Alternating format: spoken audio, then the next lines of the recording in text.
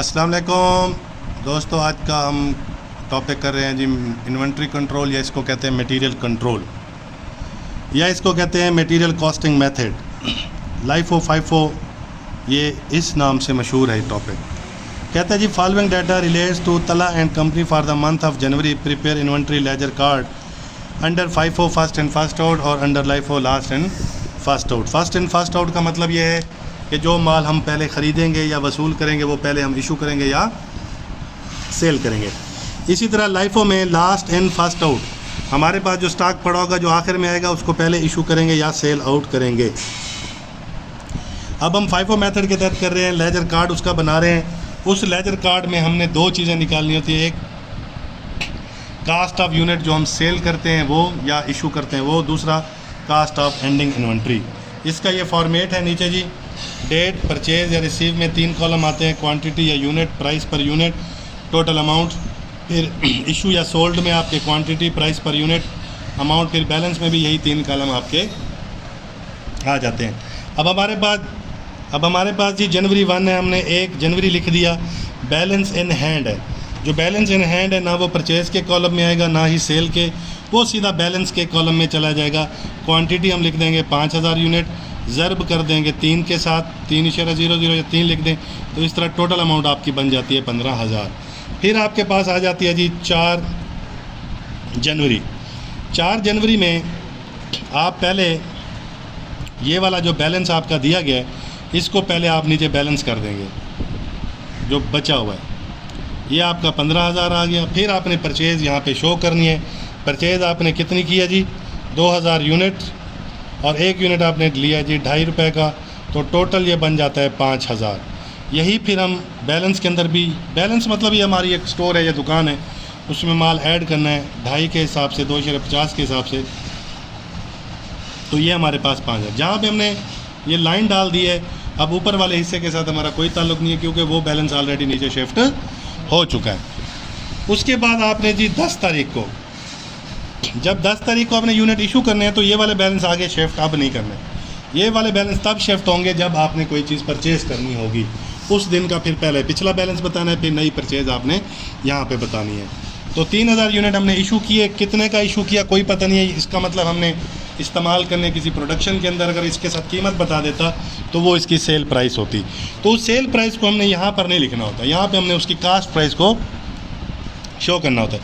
अब 3000 यूनिट जो हमने इशू किए हैं, हमारे पास मेथड है फाइफो। फाइफो के मुताबिक पहले हमारे पास ये क्वांटिटी पड़ी हुई है, दूसरी ये। फाइफो में 5000 में से हम ये 3000 उठाएंगे। अगर लाइफ होता तो पहले 2000 ये उठाते, 1000 रुपये यहाँ से उठाते, यानी 1000 यूनिट यहाँ से उठाते। अब आप इशू के कॉलम में आ जाएँ तो 3000 यूनिट हमने इशू किए हैं। फाइफो के मुताबिक ये 3 रुपये पर यूनिट वाले हैं, ये आ जाता है 9000। उसके बाद हम आगे बैलेंस शिफ्ट कर देंगे, 2000 यूनिट ऊपर वाले बच के 3 रुपये के हिसाब से, ये आ गया 6000। 2000 यूनिट आपके ये 2.5 वाले,